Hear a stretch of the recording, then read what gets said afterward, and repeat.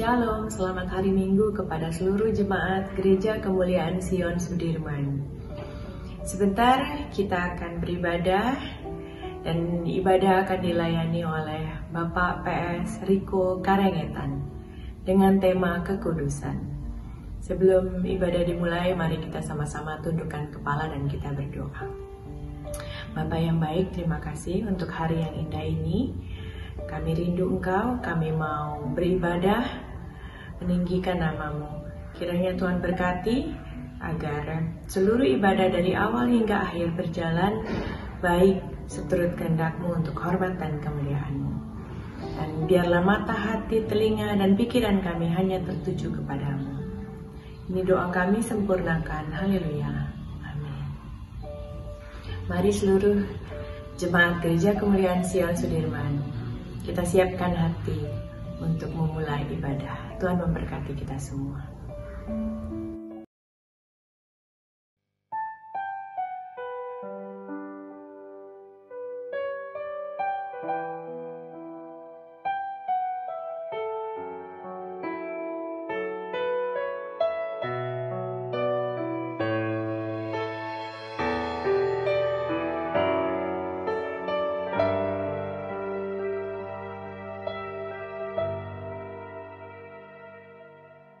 Sungguh besar setiamu, Kau nyatakan bagiku.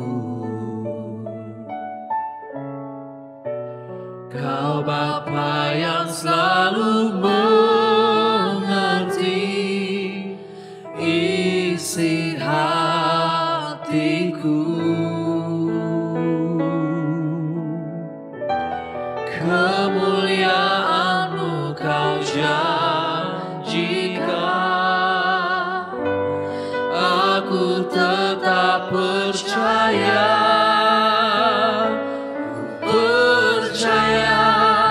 janji-Mu ajaib, terukir dalam kehidupanku. Ku berserah di dalam kekuatan-Mu, hanya Kau segalanya bagiku. Ku percaya janji-Mu ajaib, terukir dalam kehidupanku. Ku berserah di dalam kekuatan-Mu, ku percaya.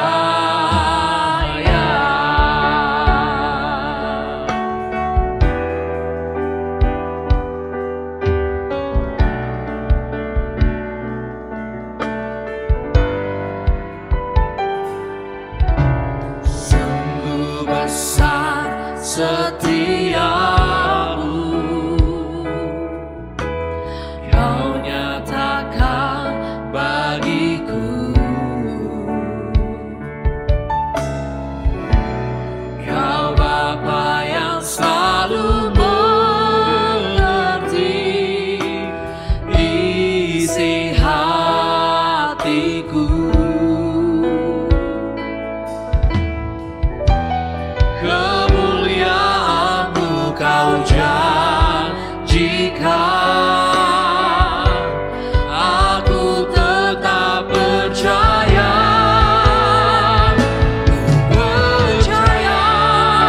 janji-Mu ajaib, terukir dalam kehidupan.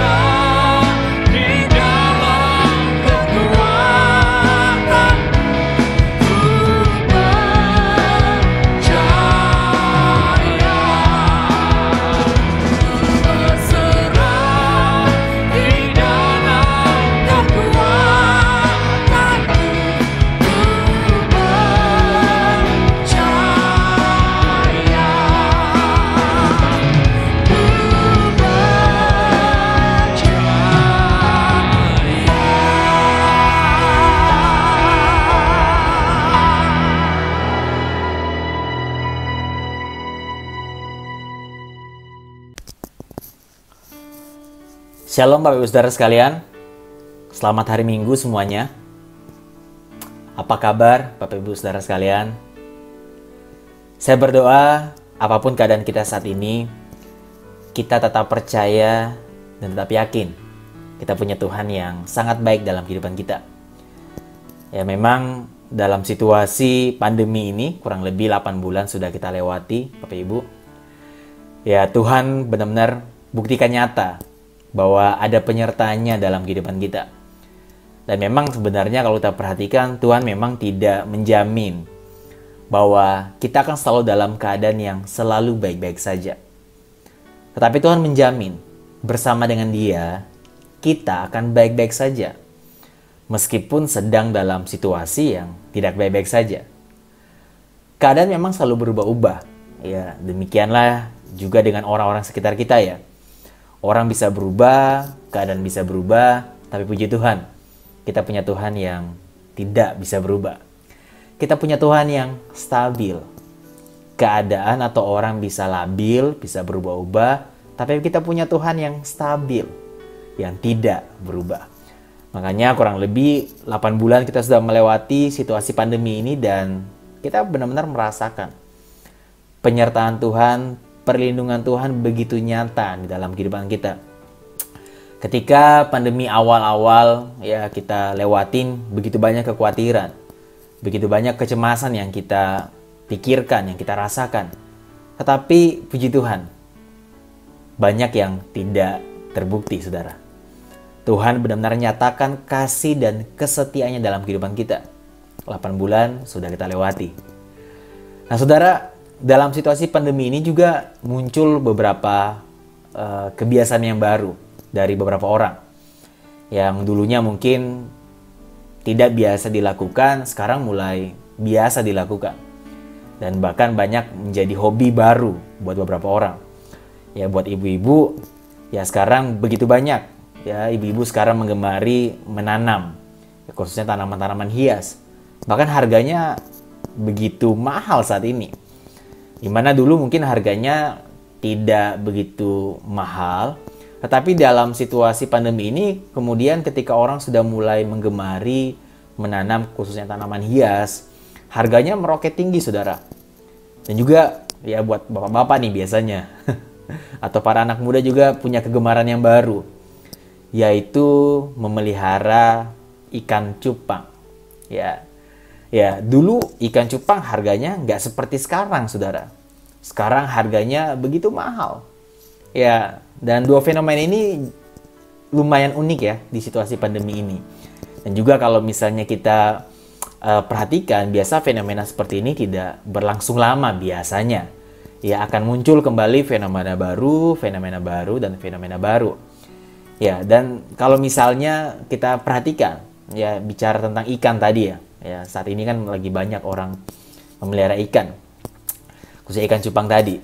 Nah, saudara kalau perhatikan dari ikan, ya kalau saudara pisahkan ikan dari air, ya saudara pasti tahu jawabannya. Makin lama ikan itu pasti akan tersiksa dan juga pasti akan mati. Ya, kenapa mati? Karena memang ikan itu punya kodratnya, yaitu berenang. Ya, sama seperti burung di udara. Dia punya kodrat, apa itu? Untuk terbang. Ya, kita juga sebagai manusia punya kodrat juga. Salah satunya adalah makhluk sosial. Nah, makanya kemarin waktu social distancing lumayan menyiksa kita. Meskipun kita adalah pribadi juga yang boleh dibilang manusia punya kodrat manusia individual. Tetapi kita juga punya kodrat yaitu makhluk sosial, di mana kita bisa berhubungan dengan orang lain. Kita harus berhubungan dengan orang sekitar kita. Makanya ketika kemarin social distancing lumayan menyiksa kita, saudara. Ya, itulah kodratnya manusia salah satunya. Nah, kenapa ikan ketika kita pisahkan dari air dia bisa mati? Ya, kodrat ikan tadi berenang. Karena air adalah habitatnya. Air adalah habitat dari ikan. Ikan kodratnya berenang, habitatnya adalah air. Sama seperti burung di udara, ya kodratnya terbang, dia butuh udara, dia butuh langit, dia butuh ruang untuk dia bisa terbang. Ya, nah, kalau kita sebagai orang percaya, kira-kira Bapak Ibu Saudara sekalian, kodrat kita apa? Kodrat kita sebagai orang percaya itu apa? Saudara, kodrat kita sebagai orang percaya adalah hidup dalam kekudusan. Ya, kodrat kita sebagai orang percaya adalah hidup di dalam kekudusan. Dan kira-kira habitatnya apa?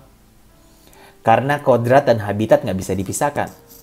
Ya, ikan tadi kodratnya adalah berenang, habitatnya adalah air. Ya, dua hal yang nggak bisa dipisahkan. Kodrat butuh yang namanya habitat. Ya, kita sebagai orang percaya, kodratnya apa tadi, saudara? Hidup kudus. Habitat kita apa, saudara? Habitat kita sebagai orang percaya adalah hadirat Tuhan. Makanya mustahil kita bisa hidup dalam kekudusan tanpa keintiman dengan Tuhan. Kenapa? Karena hadirat Tuhan adalah habitat kita.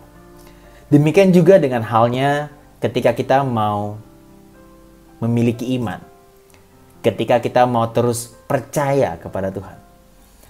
Ya, kita juga butuh yang namanya habitat. Kita sebagai orang percaya tadi habitatnya apa? Hadirat Tuhan.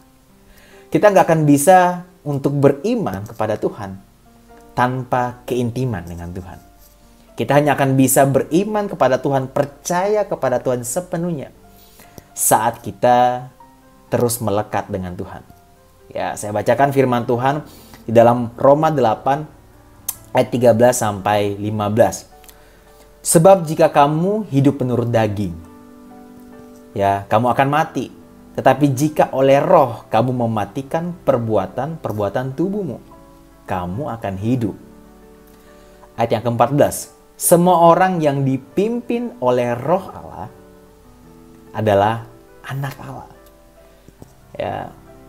Ayat yang ke-15. Sebab kamu tidak menerima roh perbudakan yang membuat kamu menjadi takut lagi, tetapi kamu telah menerima roh yang menjadikan kamu anak Allah. Oleh roh itu, kita berseru, ya Abba, ya Bapa. Puji Tuhan.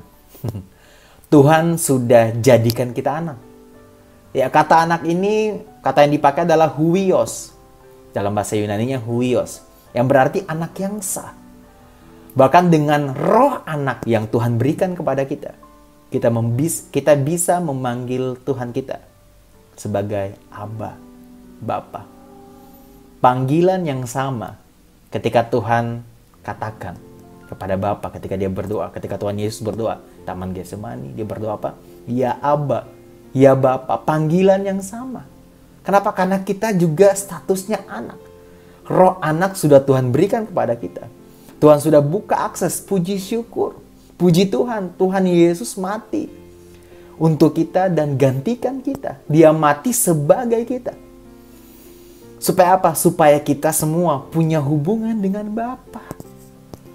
Ya. Dan hadirat Tuhan, sekali lagi, adalah habitat kita. Kehadiran Bapa, hadirat Bapa dalam kehidupan kita adalah hadirat, habitat kita. Ya, kita nggak akan bisa taat, kita nggak akan bisa beriman kepada Tuhan tanpa hadirat Tuhan. Makanya banyak orang berusaha melakukan perintah Tuhan tanpa Tuhan. Akhirnya dia stres tengah jalan. Kenapa? Karena dia kesulitan, dia berusaha melakukan segala sesuatu tanpa hubungan dengan Tuhan. Ya. Firman Tuhan di dalam Galatia 5 ayat 16 sampai 17. Galatia 5 ayat 16 sampai 17. Maksudku ialah hiduplah oleh roh, maka kamu tidak akan menuruti keinginan daging. Sebab keinginan daging berlawanan dengan keinginan roh, dan keinginan roh berlawanan dengan keinginan daging. Karena keduanya bertentangan, sehingga kamu setiap kali tidak melakukan apa yang kamu kehendaki. Banyak orang juga stres. Gimana caranya untuk hidup kudus? Mereka berusaha hidup kudus tanpa Sang Maha Kudus. Kita nggak akan pernah bisa, saudara, hidup kudus tanpa Tuhan. Kenapa? Karena keinginan roh dan keinginan daging berlawanan. Untuk bisa hidup kudus, kita harus hidup dalam hadirat Tuhan. Kita harus hidup dengan kedekatan dengan Tuhan. Ya, makanya orang struggle kan. Kak, ya Pak Pendeta, kenapa saya masih terus di kesalahan yang sama? Kenapa saya terus di dosa yang sama? Ya mungkin jawabannya karena kita berusaha hidup kudus tanpa kedekatan dengan Sang Maha Kudus. Demikian juga dengan beriman. Ya 8 bulan ini kurang lebih ya dalam situasi pandemi ini, kita sebagai orang percaya benar-benar sedang dimurnikan oleh Tuhan. Kalau di awal-awal saya menyebutnya, kita sedang dijadikan normal kembali. Ya, hati kita, pikiran kita sedang dibuat menjadi normal kembali oleh Tuhan. Dan puji Tuhan dong. Ya, makanya saya punya statement. Ya, terkadang Tuhan harus gagalkan rencana kita untuk membuat berhasil rencananya. Ada begitu banyak rencana kita mungkin ketika kita masuk 2020 di Januari. Kita di 2020 ini mau ngapain ya, di bulan Maret, bulan Juni kita mau lakukan apa. Tapi tiba-tiba semuanya sirna rencananya. Dan puji Tuhan. Ya, karena memang ternyata manusia hanya bisa berencana, tapi keputusan Tuhan lah yang harus terlaksana, kata firman Tuhan. Tuhan harus menggagalkan ya, rancangan bangsa-bangsa, kata firman Tuhan. Ya, makanya tadi saya bilang, terkadang Tuhan harus gagalkan rencana kita untuk membuat berhasil rencananya, termasuk di area ini. Tuhan mau buat kita menjadi normal kembali.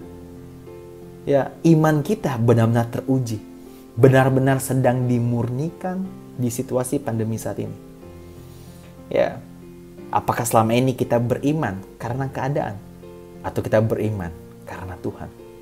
Apakah sukacita kita dikendalikan karena keadaan, atau sukacita kita bergantung sepenuhnya kepada Tuhan? Kalau sukacita kita bergantung kepada keadaan, keadaan berubah, kita kecewa. Kalau sukacita kita bergantung kepada hal-hal yang kita anggap menguntungkan buat kita, ketika hal tidak menguntungkan terjadi dalam kehidupan kita, kita kecewa sama Tuhan, dan kita berhenti beriman kepada Tuhan. Tapi sejatinya, kekristenan berbicara tentang sukacita kita atau iman kita bergantung sepenuhnya bukan kepada keadaan, tetapi kepada Tuhan. Even kita menghadapi atau mengalami yang namanya penderitaan, tetapi kita jadikan kebenaran Tuhan tetap dalam hati dan pikiran kita. Amin, Bapak Saudara sekalian. Nah, mari kita lihat di dalam 2 Korintus 5 ayat 7. Ya, 2 Korintus 5 ayat 7. Firman Tuhan berkata, sebab hidup kami ini adalah hidup karena percaya, bukan karena melihat. Ya, sebab hidup kami ini adalah hidup karena percaya, bukan karena melihat. Ya, menarik saudara, kata percaya di sini yang saya coba bahas sedikit sebentar. Kata percaya yang dipakai di sini itu bukan, dalam bahasa Yunani bukan pisteo ya. Ya, kalau pisteo itu lebih kepada belief. Ya, sedangkan kata yang dipakai di ayat ini, sebab hidup kami ini adalah hidup karena percaya. Dalam bahasa Yunani kata percaya dipakai adalah pistis, yang berarti iman. Kalau pisteo tadi, ya dalam bahasa Yunani pisteo tadi itu kata kerja. Sedangkan pistis itu kata benda. Artinya percaya yang dimaksud adalah iman. Iman di mana iman ini adalah pemberian dari Tuhan. Ya, ternyata hidup kita ini adalah hidup karena pemberian dari Tuhan. Iman yang adalah pemberian dari Tuhan. Ya, Efesus 2 ayat 8 bilang begini. Sebab karena kasih karunia kamu diselamatkan oleh iman. Perhatikan baik-baik Bapak Saudara sekalian. Itu bukan hasil usahamu, tetapi apa? Pemberian Allah.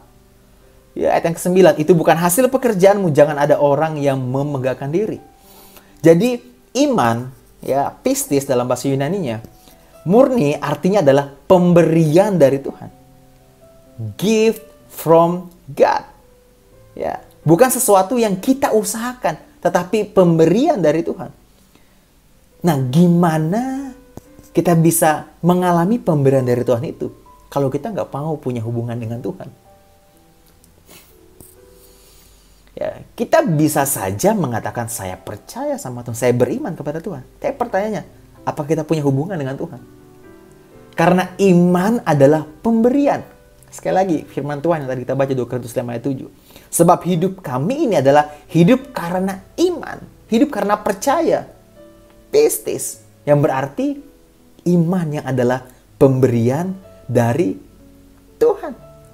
Ya, makanya yang tadi saya bilang di awal, saudara, banyak dari kita berusaha untuk hidup kudus, tanpa hubungan dengan Tuhan. Demikian juga banyak dari kita berusaha beriman tanpa hubungan dengan Tuhan. Mustahil, saudara. Ya, makanya kita mudah digoncangkan. Ada masalah, kita kecewa, kita lari, kita tinggalkan Tuhan. Ya, ada penderitaan dikit, kita akhirnya kecewa sama Tuhan. Ya, kita mulai marah, kita tinggalkan Tuhan. Kita nggak percaya lagi, kita nggak beriman lagi kepada Tuhan. Kenapa? Karena kita berusaha beriman dengan kekuatan kita. Padahal iman sejatinya adalah pemberian dari Tuhan. Karena pemberian dari Tuhan berarti datangnya dari hubungan dengan Tuhan. Ya, nah kalau kita perhatikan, kita lanjutkan ayat tadi 2 Korintus 5 ayat 7. Sebab hidup kami ini adalah hidup karena percaya, bukan karena melihat. Ya, kata melihat di sini yang dipakai ya di dalam bahasa Yunani-nya adalah eidos. Eidos, yang berarti segala sesuatu yang secara fisik kita lihat. Ya, jadi mungkin kita bisa lihat keadaan yang tidak baik. Ya, kita bisa melihat misalnya keluarga kita sakit, keuangan kita menipis. Ya, segala sesuatu yang kita lihat secara fisik. Ya, kata melihat itu dipakai eidos yang memiliki arti tadi. Ya, apa yang fisik kita lihat. Ya. Ya, firman Tuhan dalam 1 Tesalonika 5 ayat 16 sampai 22. Bersukacitalah senantiasa.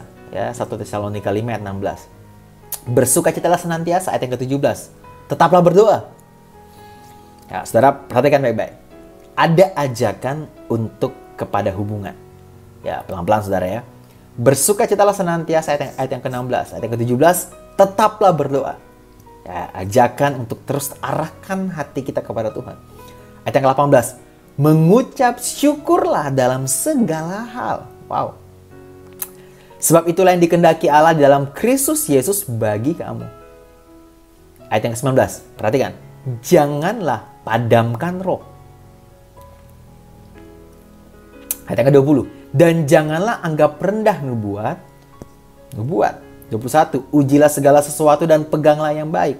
Perhatikan ayat yang ke-22.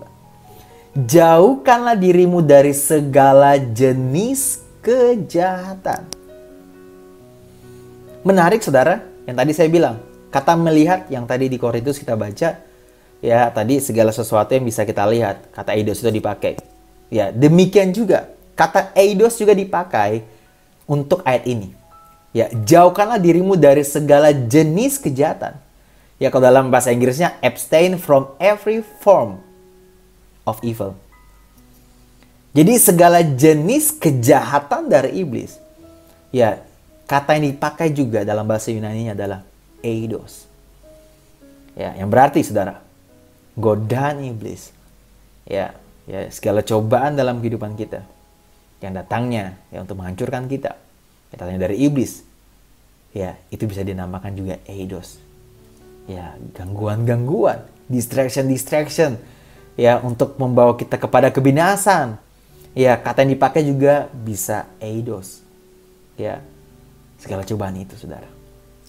Tapi ingat, hidup kita bukan dari melihat. Tetapi apa? Percaya. Artinya, sebelum itu kita lihat. Sebelum godaan itu ada. Pastikan kita punya hubungan dengan Tuhan. Kenapa? Karena waktu kita punya hubungan dengan Tuhan. Tuhan akan berikan iman kepada kita. Ya, ketika iman itu ada. Memampukan kita untuk percaya kepada Tuhan. Amin, saudara. Nah, makanya saudara, sebagai orang percaya, kita hidup bukan lagi dari fakta. Tapi kita hidup dari kebenaran. Fakta boleh menyakitkan buat kita. Tetapi sekali lagi saudara, sebagai orang percaya, kita hidup bukan lagi dari fakta. Tetapi dari kebenaran. Bukan berarti kita meniadakan kenyataan. Karena ada perbedaan antara iman dan angan. Kalau angan, kita meniadakan kenyataan. Kalau iman, kita tidak mengizinkan kenyataan menguasai perasaan. Faktanya boleh menyakitkan. Kita nggak bisa ignore itu. Kita lagi punya masalah saat ini. Ya, tetapi saudara, kita percaya masalah adalah masanya Allah memanifestasikan kuasanya. Yang berarti adanya masalah adalah pintu buat kita untuk mengalami mujizat dari Tuhan. Ya. Jadi bukan berarti kita ignore masalah yang sedang terjadi. Tetapi kita nggak izinkan kenyataan bahwa kita punya masalah ini menguasai perasaan kita. Tetapi kita mengizinkan kebenaran Tuhan lah yang bertahta di hati dan pikiran kita. Karena orang percaya hidup bukan dari fakta, tapi dari kebenaran. Kita beriman, bukan berangan. Kalau saudara saat ini lagi punya sakit penyakit, ya itu fakta saat ini. Ya, kalau saudara punya krisis keuangan saat ini, itu fakta saat ini. Tapi ingat, kita nggak hidup dari fakta. Kita hidup dari kebenaran. Ketika kita sakit, kita percaya bahwa Tuhan akan sembuhkan kita. Itu kebenarannya. Ketika kita mengalami krisis ekonomi saat ini, krisis keuangan saat ini, kita percaya bahwa Tuhan akan membantu kita, akan menolong kita. Ya, Tuhan akan pelihara kita. Mungkin saat ini kita lagi diajarin. Ya, bukan turunkan standar iman, tapi turunkan standar hidup. Ya, ada hal yang berbeda, saudara. Kebanyakan kita ketika punya masalah keuangan, ya masalah dalam kehidupan, yang kita turunkan adalah standar iman. Ya, tetapi harusnya ketika kita lagi punya masalah keuangan, ya masalah dalam kehidupan, yang kita turunkan itu bukan standar iman, tetapi standar hidup. Standar iman tetap. Yang dulu mungkin biasanya makan ini, kita akan berubah jadi makan yang sesuai dengan kemampuan keuangan kita. Kita ubah, saudara, nggak masalah. Yang penting standar iman kita nggak akan turunkan. Standar hidup turun nggak apa-apa. Dulu sering makan di restoran-restoran yang mahal. Belanja barang mewah. Ya kita turunkan standar hidup kita. Ya kenapa, saudara? Karena ya nggak apa-apa. Kita nggak mau turunkan standar iman kita. Banyak orang di luar sana ya membela standar hidupnya, nggak mau diturunin. Akhirnya mereka menurunkan standar iman mereka. Mereka akhirnya punya kompromi dengan dosa mereka. Mereka kompromi dengan segala sesuatu yang bawa mereka berujung kepada kebinasaan. Mulai korupsi lah, melakukan hal-hal yang gak berkenan lah. Kenapa? Mereka turunin standar iman untuk mempertahankan standar hidup. Harusnya gak apa-apa kalau kita turunin standar hidup, selama kita tetap pertahankan standar iman kita. Amin, Bapak Saudara sekalian. Nah, ada satu kisah yang sangat menarik, yaitu dari kisah yang saya sangat gemari, yaitu Yairus, saudara. Ya, saudara tahu kisah ini, kisah yang sangat terkenal. Ya, di Markus 5 ayat 21 sampai 43. Saya coba rangkum saja, saudara. Saya nggak akan bacakan semua ayatnya, nanti saudara bisa baca sendiri di rumah, saudara. Ya, diperhatikan setiap detail dari kisah ini, karena saya menemukan banyak hal yang bisa saya pelajari dari kisah ini. Kita tahu Yairus adalah kepala rumah ibadat, dan dia seorang ayah. Ya, dia datangi Tuhan Yesus ketika Tuhan Yesus waktu itu lagi bersama dengan murid-muridnya menyembuhkan banyak orang, dan Yairus sebagai seorang ayah, dan saya yakin ya Yairus ini adalah ayah yang baik. Kenapa saya bilang ada ayah yang baik? Karena dia benar-benar punya usaha, dia mau berkorban buat anaknya. Ya, sebagai ayah yang baik tentu itu adalah sebuah tindakan cinta kepada anaknya. Yairus sangat cinta kepada anaknya yang sudah mau mati karena penyakitnya. Dia mencari Tuhan, dan dia akhirnya bilang kepada Tuhan Yesus, dan ditemukan Tuhan Yesus, dan dia bilang kepada Tuhan Yesus, anak saya sudah sekarat nih. Ya, kurang lebih saya coba pakai bahasa saya aja supaya mempermudah kita semua. Ya, anak saya sudah sekarat nih, Tuhan. Tolong datang ke rumah kami ya, dan doakan supaya anak kami sembuh. Akhirnya Tuhan Yesus mau mengikuti. Dia bersama murid-muridnya jalan untuk berjalan ke rumahnya Yairus. Tetapi dalam perjalanan, saudara tahu ada satu kisah yang nyempil. Yaitu kisah tentang wanita pendarahan. Ya, belasan tahun dia mengalami sakit pendarahan. Kemudian dia menyentuh jubah Tuhan Yesus. Kemudian saat itu juga wanita pendarahan itu langsung sembuh. Ya, saudara, kira-kira kalau kita ada di posisi Yairus, ya berarti dia lagi urgent banget nih. Anak yang sudah sekarat. Dalam kekhawatiran dia akan nyawanya dari anaknya Yairus, kira-kira ketika Tuhan Yesus berhenti saat itu, apa yang dia rasakan? Pasti pertama dia mulai khawatir. Aduh, kenapa sih Tuhan Yesus berhenti? Anak saya lagi sekarat nih. Ya, tapi dia tetap setia. Dia nggak kecewa saat itu. Bisa jadi dia tarik, Tuhan, anak saya udah mau sekarat, ngapain berhenti sih? Tapi Yairus enggak. Dia nggak kecewa, dia tetap setia. Terus yang ketiga kalau kita perhatikan, ya, Yairus juga melihat akhirnya bagaimana Tuhan menyembuhkan, kuasa Tuhan itu menyembuhkan wanita pendarahan itu. Ya, dan kalau kita perhatikan di Markus 5 ayat yang ke-35-nya, setelah dia melihat bahwa wanita pendarahan yang belasan tahun sakit itu disembuhkan, kemudian dia dapat kabar dari kerabatnya. Markus 5 ayat 35 sampai 36. Ketika Yesus masih berbicara, datanglah orang dari keluarga kepala rumah ibadat itu dan berkata, kerabatnya Yairus datang, mencari Yairus dan dia datang. Dia katakan kepada Yairus, anakmu sudah mati. Apa perlunya lagi engkau menyusah-nyusahkan guru? Saudara, untuk seorang ayah, ya saudara yang sudah punya anak, di sini pasti mulai bisa membayangkan atau merasakan perasaan dari Yairus. Ya, untuk anak yang sangat dikasihinya, ketika dia mendapat kabar dari kerabatnya bahwa anaknya sudah mati, itu bukan kabar yang baik buat dia.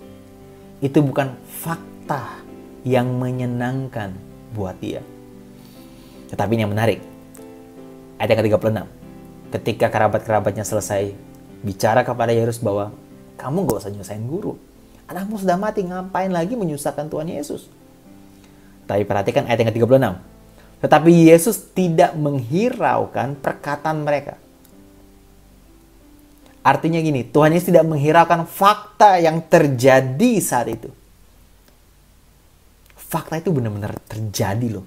Bahwa anaknya sudah mati. Itu beneran mati, saudara, bukan hoax.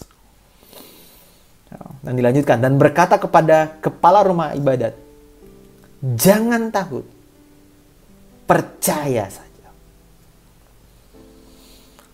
Sekali lagi saya bilang tadi, fakta dan kebenaran.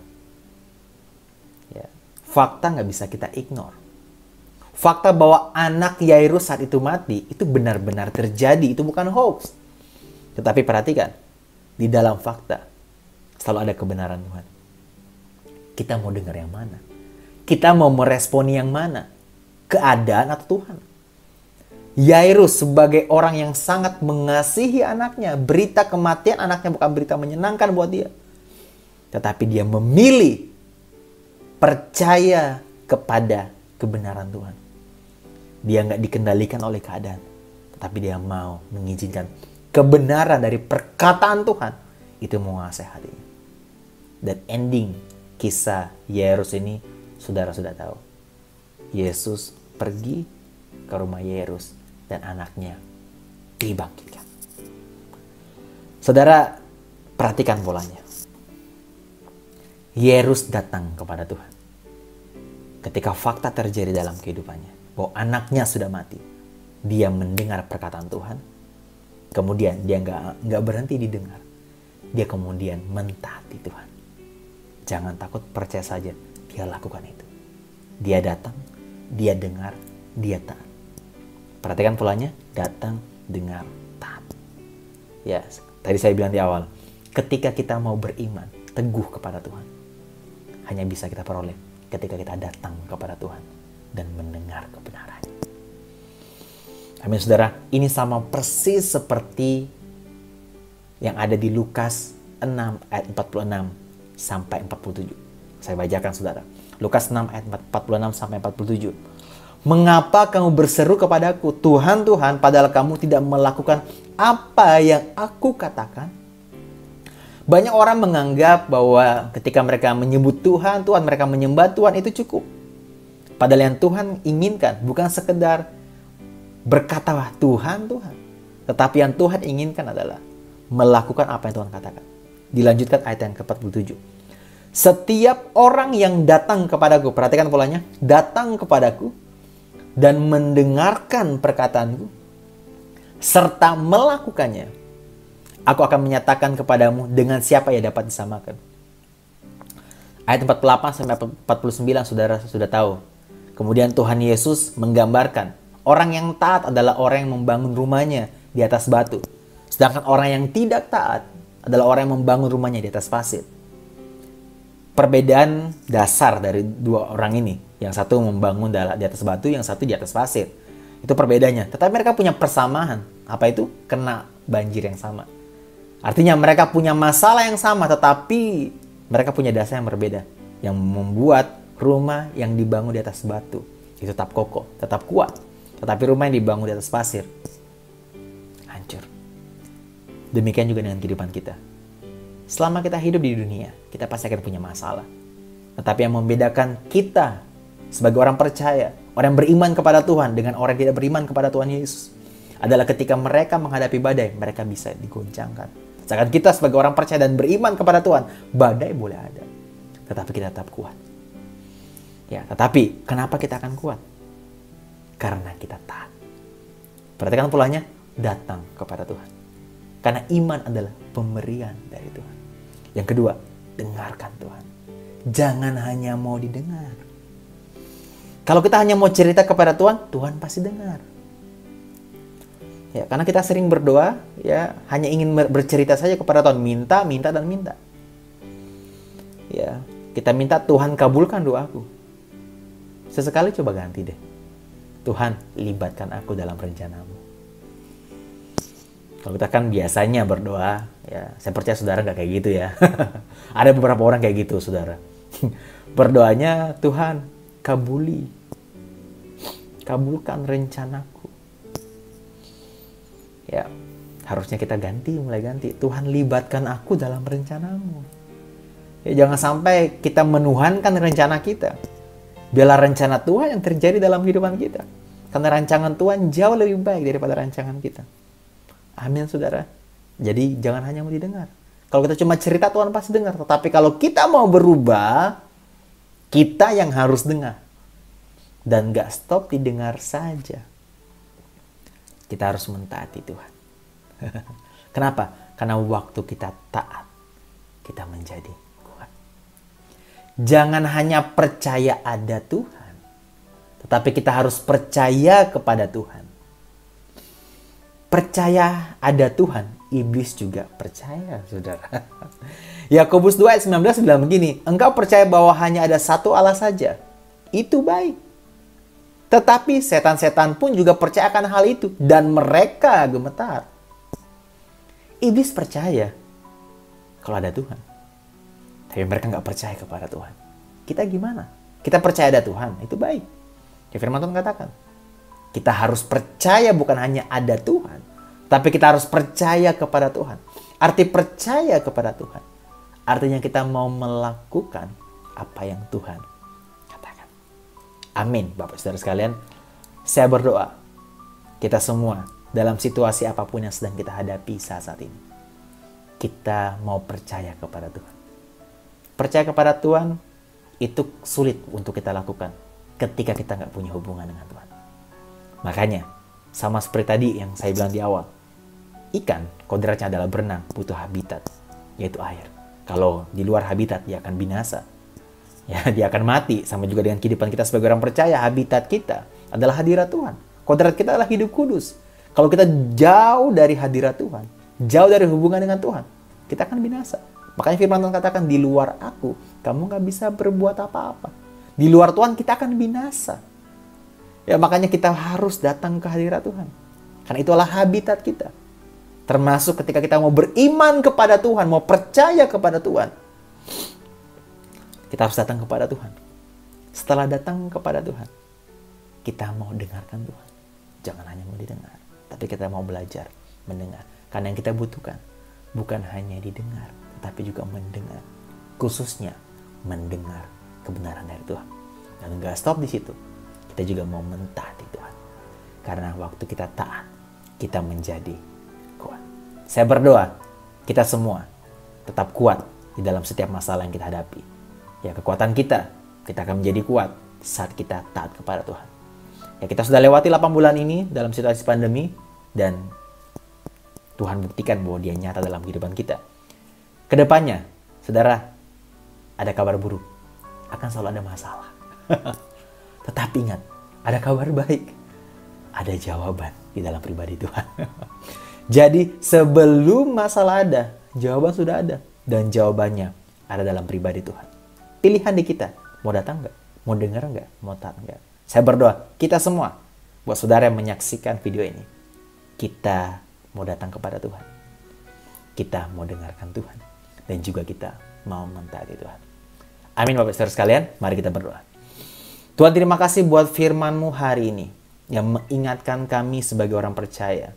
Kami bukan hanya mau percaya ada Tuhan, tapi kami mau percaya kepada Tuhan, artinya kami mau datang kepada Tuhan. Kami bisa beriman teguh. Kan iman adalah pemberian, makanya kami harus datang kepada Tuhan. Kami harus punya hubungan dengan Tuhan. Setelah itu kami mau mendengarkan Tuhan. Karena mungkin keadaan tidak menyenangkan, tetapi kebenaran selalu menenangkan. Kami nggak hidup dikuasai oleh keadaan, tapi kami hidup dikuasai oleh kebenaran Tuhan. Faktanya mungkin boleh menyakitkan buat kami. Tapi kami nggak mau hidup dari fakta Tuhan. Kami mau hidup dari kebenaran Tuhan. Kami nggak bisa ignore fakta-fakta yang terjadi. Mungkin kami lagi resesi dalam keuangan Tuhan. Kami lagi punya masalah-masalah Tuhan. Tapi kami mau izinkan kebenaran Tuhan menguasai kami. Apa yang mau Tuhan katakan kepada kami, kami mau mendengarkan Tuhan. Dan kami mau melakukan apa yang Tuhan katakan. Karena waktu kami taat, kami menjadi kuat. Terima kasih Tuhan, kami mengucap syukur buat pribadi-Mu yang begitu nyata kasih setianya. Yang membuat kami sampai hari ini ada. Semua semata-mata karena kebaikan Tuhan. Terima kasih Tuhan buat kasih-Mu. Terima kasih Tuhan buat kesetiaan-Mu. Kami mau serahkan hati dan pikiran kami untuk terus dibentuk oleh Tuhan. Untuk dijadikan serupa seperti gambaran. Dalam nama Tuhan Yesus Kristus, Juru Selamat kami hidup. Kami sudah berdoa dan mengucap syukur kepada-Mu. Amin.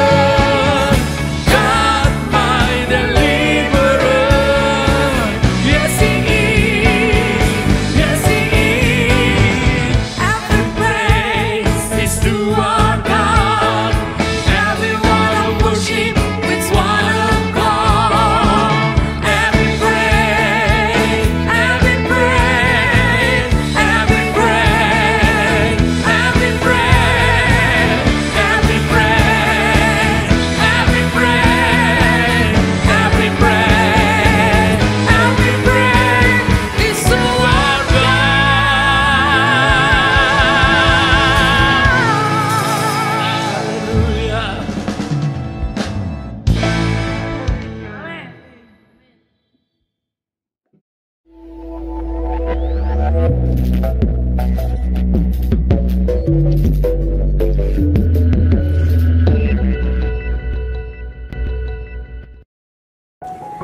Jemaat Tuhan GKI Sudirman.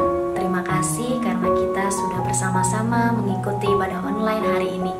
Kiranya Tuhan Yesus selalu memberkati kita semua. Bagi jemaat Tuhan yang ingin didoakan, bisa menulis di kolom komentar YouTube GKI Sudirman. Dan nanti para pendoa, diaken dan gembala akan mendoakan jemaat Tuhan. Hendaklah masing-masing memberikan menurut kerelaan hatinya, jangan dengan sedih hati atau karena paksaan. Sebab Allah mengasihi orang yang memberi dengan sukacita, dan Allah sanggup melimpahkan segala kasih karunia kepada kamu, supaya kamu senantiasa berkecukupan di dalam segala sesuatu, dan malah berkelebihan di dalam berbagai kebijakan. Amin. Tuhan, ku mau menyenangkan-Mu. Bagi jemaat yang ingin memberikan persembahan berpuluhan, dapat mentransfer ke rekening BCA yang tertera di layar. Jadi bejana untuk hormat-Mu, cemerlang bagai emas murni. Tuhan, ku serahkan hatiku, semua ku berikan padamu. Shalom Jemaat Tuhan GKI Sudirman. Terima kasih sudah bersama-sama beribadah pada hari ini.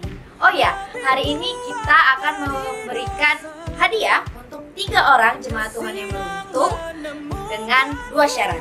Yang pertama, kalian harus memfollow IG GKI Sudirman dan subscribe YouTube channel GKI Sudirman. Setelah itu kalian harus mengirimkan bukti screenshot ke DM Instagram kita. Nah, yang kedua syaratnya adalah menjawab pertanyaan yang akan kita bagikan. Pertanyaan yang pertama, bagi jemaat Tuhan yang sudah mendengarkan khotbah pada hari ini, tolong sebutkan nama dari pengkhotbah kita hari ini. Pertanyaan yang kedua, sebutkan tema dari khotbah kita hari ini. Nah, untuk pengumuman pemenang akan diumumkan di Instagram GKI Sudirman. Untuk jemaat Tuhan, sampai bertemu di ibadah GKI Sudirman di minggu berikutnya. Tuhan Yesus memberkati, semoga beruntung.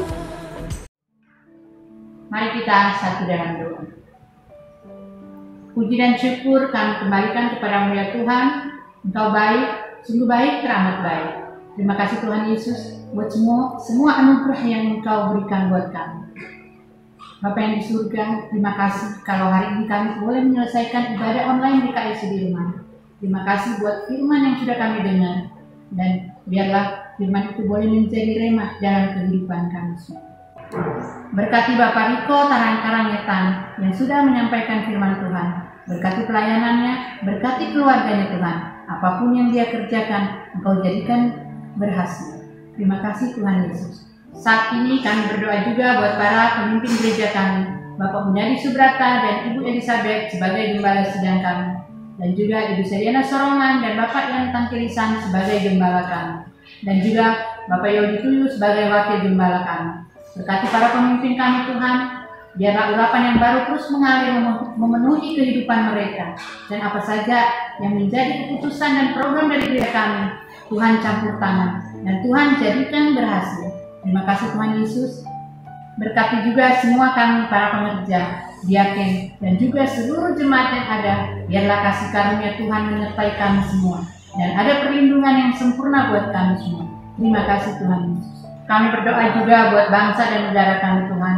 Terima kasih buat Indonesia Tuhan. Kami terus bersyukur Tuhan walaupun kami mengalami pandemi COVID-19 Tuhan. Tapi kami tetap percaya bahwa ada perlindungan yang besar buat bangsa kami. Dan rencana Tuhan tidak akan pernah gagal buat bangsa kami. Kami percaya Tuhan punya rencana yang besar buat bangsa kami. Dan kami juga percaya masa-masa pandemi ini akan segera berlalu. Dalam nama Tuhan Yesus. Terima kasih Tuhan. Berkati juga Bapak Presiden kami, Bapak Jokowi, dan wakilnya Bapak Ma'ruf Amin, beserta para menteri dan juga seluruh jajaran TNI Polri yang sudah bekerja keras menjaga keamanan dan kebutuhan bangsa kami Tuhan. Kami serahkan bangsa kami ke dalam tangan Tuhan. Terima kasih Tuhan. Kami juga menyerahkan semua kehidupan kami. Kami menyerahkan semua jemaat kami ke dalam tangan Tuhan. Dalam nama Tuhan Yesus, kami berdoa dan mengucap syukur. Haleluya. Amin. Keluargaku yang diberkati dan dikasihi Tuhan Yesus Kristus. Kita sudah belajar minggu ini. Kita sudah mendengarkan isi hatinya Tuhan. Mari kita lakukan kebenaran firman Tuhan ini. Dengan pimpinan Roh Kudus, kita mampu mengerti apa yang Tuhan mau kita lakukan. Kita satukan hati bersama dengan keluarga-keluarga dimanapun kita berada saat ini. Kita mengucap syukur dasar kebenaran firman Tuhan yang menjadi dasar kehidupan kita. Dan kita mau menerima berkat yang daripadanya. Tuhan memberkati engkau dan melindungi engkau. Tuhan menyinari engkau dengan wajahnya dan memberi engkau kasih karunia.